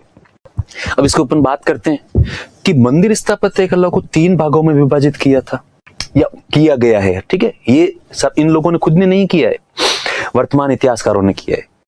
क्या कि एक तो वहां पे इसमें द्रविड़ मंदिर स्थापत्य कला के अंदर या मंदिर स्थापत्य कला के अंदर मंडप बने। मंडप क्या होते हैं अभी अपन देखेंगे उसके फोटो। ठीक है, कि पहाड़ी जो होती थी उस पहाड़ी में एक गुफा नुमा करके कुछ रूम को काटते थे, मतलब एक छोटी सी गुफा टाइप से बना, छोटी या बड़ी, उसको बोलते हैं मंडप। तो आरंभिक मंदिर जो है वो गुफाओं के रूप में है, अर्थात पहाड़ियों के अंदर ही स्थित है। इससे पहले अपन लोगों ने कुछ फोटो देखे पर इनके थोड़े से अलग है। तो है मंडप। एक है रथ मंदिर, चैरियट टेम्पल। महाबलीपुरम जो उसके रथ मंदिर प्रसिद्ध है, उनके भी फोटो देखेंगे तब आपको है ना वो सब समझ में आ जाएगा। एक है मंदिर, केवल मंदिर, ये केवल रथ मंदिर है। रथ मंदिर के अंदर क्या होता है? एकाश्मक पत्थर, जिसको इंग्लिश में बोलते हैं मोनोलिथिक, मतलब एक ही पत्थर का बड़ा सा टुकड़ा है, उसी को काट के उसका एक मंदिर बनाया गया है। उसके अंदर और कोई पत्थर वत्थर ऐड किया नहीं है, उसको बोलते हैं रथ मंदिर, एकाश्मक मंदिर। और उसके बाद में मुख्य मंदिर, मतलब मुख्य मंदिर का मतलब केवल मंदिर ही है यहाँ पे। इसका मतलब है अभी वर्तमान में जैसे मंदिर बनते हैं वैसे मंदिर, कि छोटे छोटे पत्थरों को या बड़े बड़े पत्थरों को जोड़कर स्वतंत्र रूप से किसी मंदिर का निर्माण करना। तो ये मंदिर स्थापत्य कला के 3 भाग है, मंडप, रथ मंदिर और मंदिर। आगे अपन इनकी फोटोज देखेंगे तो आपको और अच्छे से समझ में आ जाएंगे सारे के सारे। पल्लव कला का विकास 4 चरणों में हुआ, 4 फेज है इसके। तो यहाँ पे एक्चुअली हम लोगों ने बनाया हुआ है चार्ट। आप नहीं हो तो यदि नोट्स बनाओ तो मेरे हिसाब से आप प्लीज कला के नोट्स तो बना ही देना, ठीक है। तो उसमें आप ये खुला खुला ही लिखना कि भाई है ना, प्रथम चरण जिसको बोलते हैं महेंद्र वर्मन शैली, ये फर्स्ट फेज है। सेकंड उसको बोलते हैं नरसिंह वर्मन शैली या फिर मामल शैली, क्यों? क्योंकि उसकी उपाधि थी मामल। थर्ड नरसिंह वर्मन सेकंड / राजसिंह शैली, क्योंकि उसका टाइटल था राजसिंह। फोर्थ नंदीवर्मन सेकंड शैली, जो अभी हमने सब देखा, नंदीवर्मन सेकंड शैली। तो ये 4th फेज है। तो इन 4th फेजेस के नाम याद रखना आप, कम से कम पहला जो फेज कौन सा है और उनके नाम क्या क्या है। तो सबसे पहले अपन देखते हैं महेंद्र वर्मन शैली। महेंद्र वर्मन शैली, महेंद्र वर्मन शैली के समय क्या हुआ? तो इस समय गुफाओं का निर्माण किया गया, जिन्हें मंडप कहते हैं। अभी अपन लोगों ने इस बात को समझ लिया। मंडप में 1, 2, 3 कक्ष होते थे, 1 या 2 या 3 कक्ष होते थे, इससे ज्यादा नहीं। मतलब छोटी छोटी गुफाएं होती थी, ठीक है। मतलब है ना, इतनी भी छोटी नहीं है। अभी अपन देखेंगे फोटो तब आपको समझ में आएगा कितना उसके ऊपर भी बहुत ही अच्छा कार्य है। मैं देखो एक्चुअली साउथ इंडिया के मंदिरों का थोड़ा यूं मुझे थोड़े ज्यादा अच्छे लगते हैं, इसलिए मैं इसके ऊपर थोड़ा इम्फेसाइज ज्यादा करता हूँ। आप लोग जब फोटो देखोगे तो आपको तो ऐसा लगेगा इतना भी सुंदर क्या है। जबकि मुझे जो भी अभी मैंने थोड़ी देर पहले एग्जांपल दिया, उस जमाने में ऐसा काम करना बिना मशीनरी के, वो यदि आप जाके देखो तो आप भी फैन हो जाओ। उसके बाद में नरसिंह वर्मन या मामल शैली। तो इस काल में मंडपों एवं रथ मंदिरों का निर्माण हुआ। मंडप भी बने और मंडपों के साथ साथ जो है वो रथ मंदिर भी बने। पर इस काल में जो भी मंडप बने ना, उसमें एक्चुअली पहले वाले मंडपों की तुलना में थोड़े बड़े होते हैं। 3 या 4 इसमें रूम होते हैं, 2, 3, 4। मतलब पहले वाले की तुलना में जो है वो थोड़ी साइज क्या हो गई थी, बढ़ गई थी। इस काल में महाबलीपुरम में रथ मंदिरों का निर्माण होना आरंभ हुआ। तो महाबलीपुरम के जो भी रथ मंदिर है वो इस समय बने। तो वो मैंने आपको 2 बार एक्सप्लेन कर दिया कि पूरा एक बड़ा सा ही पत्थर, ठीक है, उसको काट के बनाना, एकाश्मक, ठीक है। During this period mandapas and chariot temple were constructed. Each mandap consist या हैज 3 or 4 रूम्स, ठीक है। Chariot temples were constructed during this period in Mahabalipuram या Mamallapuram. These are monolithic temples made of single stone. ये एक चट्टान से बने हुए एकाश्मक मंदिर है। ये सब याद रखना आप, हिंदी वाले एकाश्मक और इंग्लिश वाले जो है मोनोलिथिक। क्योंकि आप ऐसे भी लिखोगे एक ही चट्टान से बने हुए हैं तो भी अच्छा ही है, ऐसा कोई बुरा नहीं है। पर यदि इसका मेंस के अंदर सवाल आता है, आप इन शब्दों का यदि आपको याद रह जाए तो आप वो लिख दोगे तो आपको नंबर जो है वो आगे वाला फैन होता है कि भाई हाँ, इसको जो एक है ना प्रॉपर वर्ड है वो भी याद है। तो मतलब है ना, अश्मक का मतलब तो आपको पता ही है, पत्थर होता है। एकाश्मक मतलब एक पत्थर, और मोनोलिथिक ये तो बहुत ही मतलब है ना फेमस शब्द है। These were called as Pandavas temple, सप्त पैगोडा। ये जो रथ मंदिर है इनके नाम है बहुत सारे तो क्या है, इन मंदिरों को पांडव मंदिर कहते हैं या पांडव रथ भी कहते हैं ना, पांडव टेम्पल, ठीक है, या चैरियट या सप्त पैगोडा कहा जाता है। इन मंदिरों की संख्या 8 है। इन मंदिरों की संख्या कितनी है? 8 है। अंतिम मंदिर 2004 की सुनामी के दौरान मिला था। एक्चुअली अब आपके दिमाग में एक लाइन आती है कि यहाँ जस्ट ऊपर वाली लाइन में अपन लोग बात कर रहे हैं कि इनको सप्त पैगोडा बोलते हैं। सप्त का मतलब होता है 7, तो 7 मंदिर, और नीचे जस्ट अपन लिखते हैं कि भाई सप्त है ना, सप्त पैगोडा है पर संख्या 8 है। ऐसे कैसे? एक्चुअली 2004 से पहले यहाँ पे लोगों को पता ही नहीं था कि यहाँ पे एक मंदिर और है जो है ना समुद्र के अंदर था, पानी के अंदर था। वो तो जैसे सुनामी आया तो सुनामी के अंदर कोस्टल एरिया चेंज हो गया, थोड़ा सा पानी एक जगह से पीछे हट गया, तब लोगों को 8वां मंदिर दिखाई दिया पानी के अंदर। क्योंकि वहां का जो कोस्टल एरिया है वो थोड़ा खतरनाक है, वहां पे यूं मतलब है ना इजीली कोई भी अंदर उतरता नहीं है, इसलिए वो सब आसपास से सब निकलते होंगे लोग है ना नावों में, पर उसके अंदर जाके इस मंदिर की जानकारी किसी को थी भी नहीं। तो वो तो 4 में पता चला ना सुनामी के बाद में, अच्छा एक और है, 8वां भी है, ठीक है। तो ये एक्चुअली क्या है कि इनको है ना पांडव रथ इसलिए बोलते हैं क्योंकि पांडवों को समर्पित है। सारे के सारे तो नहीं, 4-5 मंदिर, 5 मंदिर जो है वो पांडवों को समर्पित है। तो ये तो अपने सबसे पहले मंडप जो है ना प्रथम आप थोड़ा सा ध्यान रखना, थोड़ा एक बार पीछे जाके देखना। अपन लोगों ने कहा कि महेंद्र वर्मन शैली के अंदर मंडप छोटे छोटे होते थे, उनका एग्जाम्पल है। तो ये मंडप है, ये मंडप के आप लोगों को 2 फोटो दिखाने का प्रयास कर रहे हैं। ये वाले फोटो जैसा कि मैंने आपको पहले ही कहा, आपको क्लियर दिख जाए तो अच्छा है, नहीं दिखे तो आप एक बार गूगल पे देख लेना, इमेज बहुत अच्छे आ जाएंगे। तो ये जो मंडप है, एक मंदिर है, इसके अंदर 2 ही कक्ष है, देख सकते हो आप। एक पहले वाला बरामदा बोल दो इसको या फिर कक्ष बोल दो, हालांकि चौड़ा है थोड़ा सा, ठीक है। वो एक इसके अंदर कक्ष है। क्या पिलर्स देख लो, पता नहीं आप लोगों को मोबाइल में कैसा दिखेगा, वरना ये पिलर्स है, यहाँ पे शेर वेर बने हुए हैं, बहुत ही सुंदर दिखते हैं। फिर इसके ऊपर का काम पूरा का पूरा बना हुआ है, जबकि पहाड़ को काट के बनाया हुआ है पूरा। फिर यहाँ अंदर सीढ़ियां, और सीढ़ियों के बाद में अंदर जो कक्ष है उसके अंदर एक्चुअली देवता की मूर्ति लगी हुई है। वो मूर्ति एक्चुअली चिपकी हुई मतलब उसी पहाड़ी का ही भाग है, कोई अलग से यहाँ पे बनाई नहीं है। ये उसके बाद के बड़े मंडप बनने लग गए थे, ठीक है, जिसके अंदर बड़ा सा तो बरामदा, खूब बड़े, बाद में तो और भी बड़े बड़े मंडप बनने लग गए थे। बड़ा सा बरामदा और फिर अंदर कक्ष 1, 2 और 3। तो ये आपके मंडप जो है पहाड़ों को काट के, देखो आप पूरे पूरे पहाड़ को काट के ही बनाया हुआ है, और कुछ भी नहीं है। उसके बाद हम लोग रथ मंदिर की बात कर रहे हैं, ठीक है। तो रथ मंदिर आप देख लेना आराम से कि ये युधिष्ठिर का रथ मंदिर है, ये युधिष्ठिर का रथ मंदिर है। ये कहते हैं कि एक्चुअली ये थोड़ा सा लंबा है, इसकी फोटो पीछे से ही मिली थी। इसकी हाइट बहुत ज्यादा अच्छी है। हाइट को यदि आपको समझना है तो आप देखो कि ये महिला खड़ी है यहाँ पे, जबकि महिला से तो ऊपर है काफी। तो ये प्लेटफॉर्म ही लगभग कम से कम आपको ये जो अपने फोटो में इतना दिखाई देता नहीं है, वरना आप देख लो पास में ये दर्शक घूम रहे हैं और ये पास में छोटे छोटे लग रहे हैं। इसका मतलब आप मान के चलो प्लेटफॉर्म जो है वो 6 से 8 फीट के आसपास जो है वो है। तो उसके अनुसार फिर आप हाइट देख लो, ऊपर वाली हाइट बहुत ज्यादा है। वो तो क्या एक्चुअली एक ही स्लाइड के अंदर 4-4 फोटो है, इसलिए आपको छोटे दिखते होंगे, पर ये बहुत ही ज्यादा सुंदर है, सबसे ज्यादा सुंदर यही है।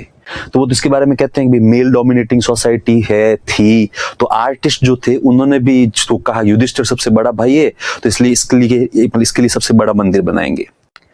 महाबलीपुरम जो है, ठीक है, महाबलीपुरम के समुद्र के किनारे पर ये बहुत बड़े बड़े पत्थर थे, ब्लॉक्स थे, खूब बड़े बड़े थे, यूं पूरे पूरे बने हुए थे। इनको काट काट के पूरा पूरा बना दिया, ठीक है। उसके बाद में ये अर्जुन का मंदिर आता है।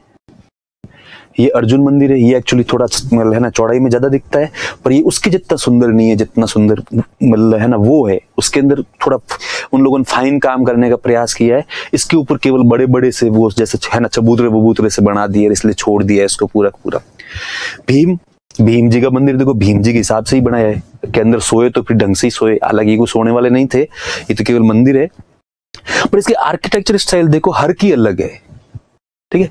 इसको प्रॉपर मंदिर की तरह मतलब बनाया है, पर उसके ऊपर बिल्कुल कट दिए हैं।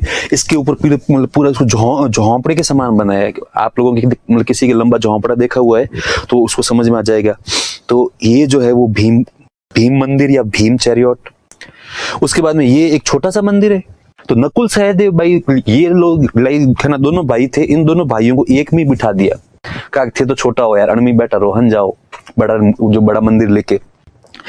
तो ये नकुल और सहदेव दोनों का साथ में है, नकुल और सहदेव। तो 5 भाइयों को समर्पित ये 4 जो है वो रथ है, और ये यहाँ पे आसपास ही समुद्र है, और ये समुद्र के जस्ट किनारे पे ये। आप में से आशा करता हूं कुछ लोग गए हुए भी होंगे वहां पे। फिर ये द्रौपदी मंदिर है। द्रौपदी मंदिर सबसे साधारण है, ये ध्यान रखना आप, ठीक है। उन लोगों ने सबसे जो साधारण है वो बिल्कुल द्रौपदी मंदिर ही है। इसके ऊपर कोई उन लोगों ने ज्यादा फाइन वर्क, हालांकि कुछ मूर्तियां बनाई है, बाकी ऊपर से बिल्कुल ये सिंपल सा कार्य कर दिया, अंदर से भी तय किया, हाइट भी इसकी कम है। उसके अलावा जो अन्य मंदिर है वो सब गणेश मंदिर है। इस गणेश मंदिर के ऊपर तो बाद में कहते हैं थोड़ा बहुत रेनोवेशन भी किया गया, क्योंकि चूंकि अब है ना भगवान का मंदिर है इसलिए। और ये है ना पिदारी रथ मंदिर है। ये मतलब इसका ऊपर का ढांचा सुंदर है, पर नीचे से ये ऐसे ही है। ये देखो पूरा एक स्वतंत्र स्टोन पड़ा है पूरा, और ये जो सामने समुद्र है पूरा पीछे की तरफ, तो ये पिदारी मंदिर है। ये वलय रथ मंदिर है, ये समुद्र के अंदर है, ठीक है। ये तो केवल बाद में पता लगा है। हाँ, तो उसमें जो पीछे की ये जो स्लाइड है, इसमें 2-3 चीजें लिखी हुई नहीं है, आप प्लीज नोट कर लेना। युधिष्ठिर मंदिर के आगे लिख लेना सबसे है ना सुंदर, मोस्ट ब्यूटीफुल। 2 के बारे में लिखना है एक ड्रॉप दिखे इसके टेम्पल के आगे लिख देना द स्मॉलेस्ट, ठीक है, एंड सिंपल, सिंपलेस्ट यही था, सबसे साधारण जो है वो यही। उसके बाद में नरसिंहवर्मन सेकंड के समय जो है वो अपन लोगों ने लिखा है कि इस काल में स्वतंत्र मंदिरों का निर्माण आरंभ हो गया था, है ना। पिछली जो है ना दोनों स्लाइड के अंदर तो अपन दो जो फेज थे उनके जो फोटोज देखे हैं, इसमें अपन नरसिंहवर्मन सेकंड के समय के देखेंगे कि इस काल में स्वतंत्र मंदिरों का निर्माण आरंभ हो गया था, अर्थात पत्थर कहीं और से लाके उनको जोड़ जोड़ के और एकदम से मंदिर बनाना, जैसे वर्तमान में अपन घर बनाते हैं बिल्कुल वैसे ही घर या मंदिर बनाते हैं। यह काल पल्लव मंदिर स्थापत्य का स्वर्ण काल था, कि जो सब है ना पल्लवों के समय जो भी मंदिर बने उसका गोल्डन एरा है, स्वर्ण काल था। जैसे यहाँ पे अपन देखेंगे महाबलीपुरम का तटीय मंदिर, तो इसको तटीय मंदिर या इंग्लिश में बोलते हैं शोर टेम्पल, ठीक है। तो ये राज सिंह शैली में निर्मित प्रथम मंदिर है, ये जरा आप ध्यान रख देना ना, राज सिंह शैली में प्रथम मंदिर।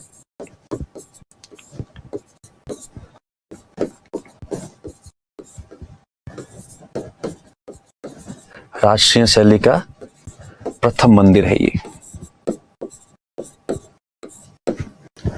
तो ये है, इसको बोलते हैं तटीय मंदिर या शोर मंदिर। ये समुद्र के बिल्कुल किनारे पे है, इसलिए इसको है ना तटीय मंदिर या शोर टेम्पल बोलते हैं। फिर ये कैलाशनाथ मंदिर कांची के अंदर बना हुआ है, ये भी इसी शैली का प्रमुख मंदिर है। और एक है ये बैंकुट पेरीमल मंदिर, ये भी इसी शैली का बना हुआ है। तो बहुत ही अच्छा कार्य है, इसलिए अपन कहते हैं कि ये जो पल्लव मंदिर स्थापत्य कला का स्वर्ण काल है। उसके बाद में अपन देखते हैं सबसे फोर्थ फेज, नरसिंहवर्मन सेकंड या राजसिंहवर्मन शैली। ये क्या हुआ, अरे ये नंदीवर्मन सेकंड है, इन लोगों ने स्लाइड में नाम गलत लिख लिया। ये फोर्थ फेज है, इसका नाम है नंदीवर्मन शैली। नंदीवर्मन शैली एक्चुअली क्या हुआ, वो ऊपर वाली स्लाइड चेंज करना भूल गए होंगे, इसलिए उल्टा हो गया, ठीक है। तो नंदीवर्मन सेकंड शैली, ये फोर्थ फेज है, चौथा चरण। इसमें अपन देखते हैं कि इस काल में पल्लव स्थापत्य कला का पतन हुआ। During this time period Pallava art decline. इस काल में पल्लव स्थापत्य कला का पतन हुआ। During this time period Pallava art decline. लेकिन इस समय छोटे छोटे मंदिरों का निर्माण आरंभ हो गया था। Construction of small temples started during his reign। Construction of small temples started, इसके सब छोटे छोटे मंदिरों का निर्माण आरंभ हो गया था। हो सकता है नंदीवर्मन सेकंड के पास में इतने पैसे अब नहीं रहे होंगे, इसलिए छोटे छोटे मंदिर का है ना वो सब निर्माण तो करवाए, लेकिन एक चीज पर ध्यान दिया, उसके ऊपर ऑर्नामेंटेशन पर इन लोगों ने फोकस किया था। इसलिए हम लोगों ने लिखा है कि इस समय छोटे छोटे मंदिरों का निर्माण होना आरंभ हुआ, किंतु अलंकरण पर विशेष ध्यान दिया गया। इन्होंने कहा मंदिर भले छोटा हो पर अलंकरण थोड़ा सा सुंदर करो, तो अलंकरण जो है और भी ज्यादा इन लोगों ने ऑर्नामेंटेशन पर एम्फेसाइज किया। Construction of small temples started but special attention was given to the ornamentation. तो अलंकरण पर विशेष ध्यान दिया गया था। मेन टेम्पल इसका जो है वो है मुक्तेश्वर मंदिर। वो कौन सा है? मुक्तेश्वर मंदिर। मुक्तेश्वर मंदिर या मतंगेश्वर मंदिर, खूब सारे मंदिर है, अपन केवल एक एक एग्जांपल देखते हैं। चलो इसी के साथ इनका ये तो समाप्त हो जाता है, और इनके बारे में कुछ बातें पल्लव के बारे में वो अपन देख सकते हैं कि महाबलीपुरम के अंदर ये एक है ना स्टोन है, मतलब पूरा बड़ा सा स्टोन, तो क्या है पूरा सा छोटा सा कहेंगे वो पाकर टाइप से है, तो ये इसकी हाइट भी वैसे काफी है, तो ये बहुत ज्यादा प्रसिद्ध है। इसके ऊपर अपन देखेंगे कि नीचे ये बड़े बड़े हाथी है, पर ये हाथियों के लिए प्रसिद्ध नहीं है, ये एक्चुअली प्रसिद्ध है, एक तो यहाँ पे एक छोटे से योगी की मूर्ति है, ठीक है। देखो आप ये मतलब पत्थर बहुत बड़ा है, इसके ऊपर सैकड़ों की तादाद में अलग अलग जो लोगों के वो फोटो है, पर इसमें सबसे जो प्रसिद्ध फोटो है वो है इस योगी की। तो ये कहते हैं अर्जुन है, और जो अर्जुन यहाँ पर अस्त्र शस्त्र प्राप्त करने के लिए तपस्या कर रहा है, तो यहाँ पर अर्जुन को एक्चुअली तपस्वी के भेष में बताया गया है। महाभारत जितना नॉर्थ में हिट है उतना साउथ में भी हिट है, ठीक है, 2000 में इस बार ये जो है ना पिछला एग्जाम था उसके अंदर आया था ये प्रश्न, अर्जुन की तपस्या। तो जब ये अर्जुन की तपस्या आया था तो बहुत कम लोग करके आए थे उस समय। तो हालांकि एक बार गौर से देख लेना। तो पहला तो इसको बोलते हैं पीनेंस ऑफ अर्जुन, ठीक है, अर्जुन तपस्या या अर्जुन की तपस्या।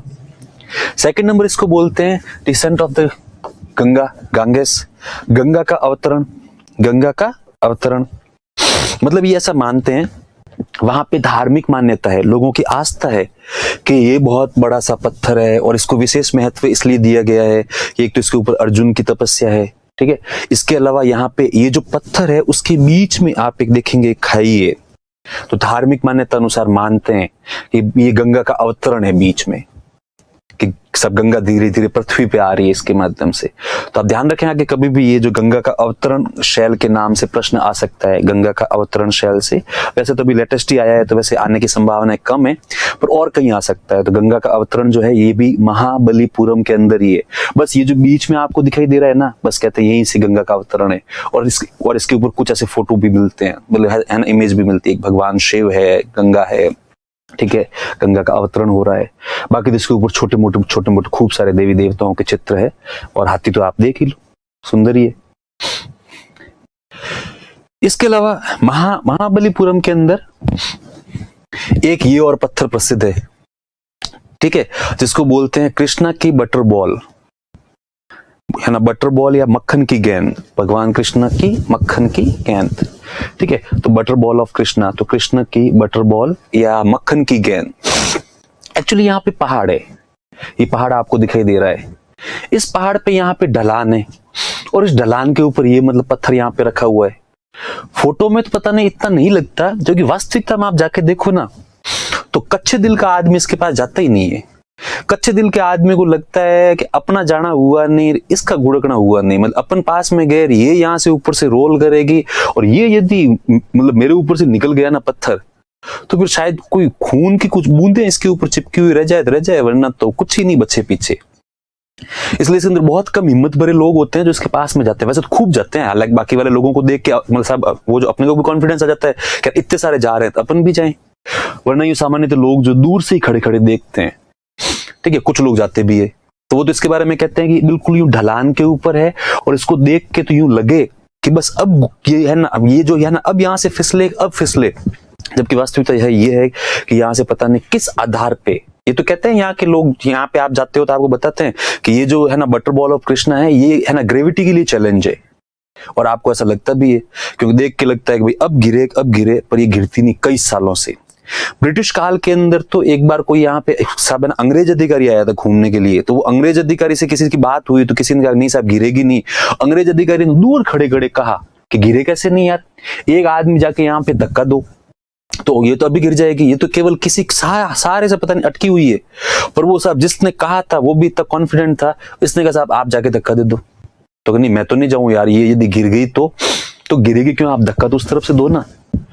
तो वो फिर भी नहीं गया, पर उसके साथ में कुछ लोग थे, उनको भेजा जाओ तुम। तो उन लोगों ने जाके धक्के दिए, पर ये हिसाब हिली भी नहीं। उसके बाद उस आदमी ने कहा कि आप तो ऐसा करो कि जितने आदमी यहाँ पे खड़े रह सकते हैं, मतलब अपन जैसे गाड़ी को धक्का नहीं देते कभी, कितने भी लोग है ना धक्का दो पीछे से पूरे, पर अब एक गाड़ी के पीछे कितने लोग आएंगे, 5-7 ही आएंगे। तो वैसे वैसे कहा इसके आसपास जितने लोग खड़े हो सकते उनको सबको खड़ा करके धक्का दिलवा दो।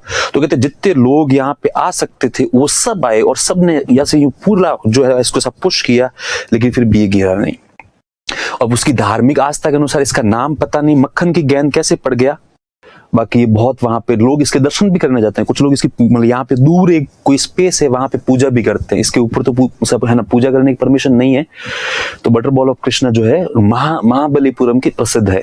ये उसका दूसरा एक फोटो है न्यू के व्यू से, अभी लगे अब ये गिरी जाएगी। तो ये 2 फोटो है, इसमें आप देख लो। हालांकि देखो मोदी जी हिम्मत भरे हैं और शी जिनपिंग जो है वो भी हिम्मत भरे हैं। शी जिनपिंग ने अभी है ना कुछ सालों पहले जब मतलब भारत की यात्रा की थी, तब मोदी जी इनको महाबलीपुरम लेके गए थे। महाबलीपुरम के अंदर खूब फोटो सेशन करवाए थे दोनों को फोटो खिंचवाने का शौक है। तो जब खूब फोटो खींचा, हर मोन्यूमेंट के आगे इनके फोटो आए थे अखबार के अंदर, अखबार में, टीवी में। उसमें सबसे ज्यादा पॉपुलर जो है फोटो वो है ना ये हुआ था उन्होंने कहा कि यार दोनों मतलब चीन और मतलब भारत के देखो यहाँ पे खड़े हैं और यदि ये पत्थर गिर गया तो उन्होंने रिस्क तो ली पूरी, पर हो सकता है मोदी जी ने शी जिनपिंग साहब को कन्विंस कर दिया था कि नहीं गिरेगा साहब, नहीं गिरेगा, चिंता मत करो। तो वो बिल्कुल पीछे जाके इन्होंने ये फोटो खिंचवाया था। उस समय लोगों ने तो नीचे बहुत ही पॉजिटिव नेगेटिव अजीब अजीब प्रकार के कमेंट्स किए थे। ठीक है, तो ये है बटर बॉल। उसके बाद में अपन देखते हैं इसी पल्लव काल के अंदर साहित्य का योगदान कैसे हुआ था। बस ये बहुत सिंपल है कि पल्लव शासकों ने शिक्षा के केंद्रों का निर्माण करवाया, जिनको घटिका कहते थे, जिनको क्या बोलते थे, घटिका। इस काल के अंदर कांची जो है वो शिक्षा का प्रमुख केंद्र था। कांची उस जमाने में साउथ इंडिया के अंदर एक पूरा एजुकेशन हब माना जाता था। खूब सारे आश्रम, गुरुकुल और आचार्य वहां पे थे। तो Pallava rulers got constructed education centre which were called as ghatika. ठीक है, तो Kanchi developed as education hubs है ना, सेंटर। तो वहां पे खूब सारे घटिका, गुरुकुल, आश्रम, आचार्य सब थे। Pallava rulers patronize scholars such as, Pallava शासकों ने विद्वानों को संरक्षण दिया, जैसे कि भारवी की पुस्तक किरात अर्जुनियम आप भूलोगे नहीं। दूसरे हैं दंडिन। दूसरे कौन है? दंडिन की पुस्तक है 10 कुमार चरित, काव्यादर्श और अवंती सुंदरी। 10 कुमार चरित, काव्यादर्श और अवंती सुंदरी। 2016 के प्री में यह प्रश्न आया था कि निम्न में से कौन सी पुस्तक दंडिन की नहीं है? दंडिन की नहीं है। तो 3 नाम तो ये थे और जो चौथा नाम है वो मुझे अब तो याद तो नहीं है, पर वो कोई और राइटर की बुक थी। तो उसके अंदर आपको ढूंढना था कि अच्छा 10 कुमार चरित, काव्यादर्श और अवंती सुंदरी तो दंडिन की है, और जो 4th बुक है वो एक्चुअली दंडिन की नहीं है। या फिर जैसे वहां सब यहाँ पे लिखा हुआ आ जाए कि 10 कुमार चरित, काव्यादर्श, अवंती सुंदरी, और डी के अंदर जैसे आपके सब है ना, डी के अंदर लिखा हुआ आ जाए सब कुमार संभव, तो आदमी को देखते ही पता लग जाएगा अच्छा कुमार संभव एक्चुअली जो है वो कालिदास जी की है। तो आदमी को उसको गलत करना होता है, तो दंडिन की। इसके अलावा पल्लव काल में आलवार व नयनार संतों ने भक्ति आंदोलन प्रारंभ किया। पल्लव काल में आलवार एवं नयनार संतों ने भक्ति मूवमेंट को चलाया था। अब कौन थे आलवार और कौन थे नयनार, इसके बारे में अपन बात करेंगे बाद में, अभी नहीं। हालांकि अपन पढ़ेंगे इनके बारे में पूरा, इसलिए आलवार और नयनार संतों के बारे में आपको कोई थोड़ा बहुत क्वेरी भी हो तो भी आप लाइव क्लास में नहीं भी पूछेंगे तो भी चलेगा। एक्चुअली अपन जब मिडिवल हिस्ट्री पढ़ेंगे तब पढ़ेंगे आलवार और नयनार के बारे में, इनका क्या क्या कॉन्ट्रीब्यूशन था। तो एक्चुअली इन्होंने भक्ति मूवमेंट स्टार्ट करवाया था। शॉर्ट में एक बार सुन लो ताकि आप कंफ्यूज नहीं। आलवार एक्चुअली भगवान विष्णु के भक्त थे और नयनार बस भगवान शिव के भक्त थे। तो इन दोनों ने मिलकर जो है वो भक्ति मूवमेंट को चलाया था। तो ये है आपके जो पल्लव शासकों का जो साहित्य के अंदर योगदान। चलो इसी के साथ जो पल्लव आपके समाप्त होते हैं, और नेक्स्ट जो टॉपिक है हमारा वो है चोल। तो नेक्स्ट क्लास के अंदर हम लोग पढ़ेंगे चोल। आज के लिए इतना बहुत है। थैंक यू, धन्यवाद एंड टेक केयर प्लीज।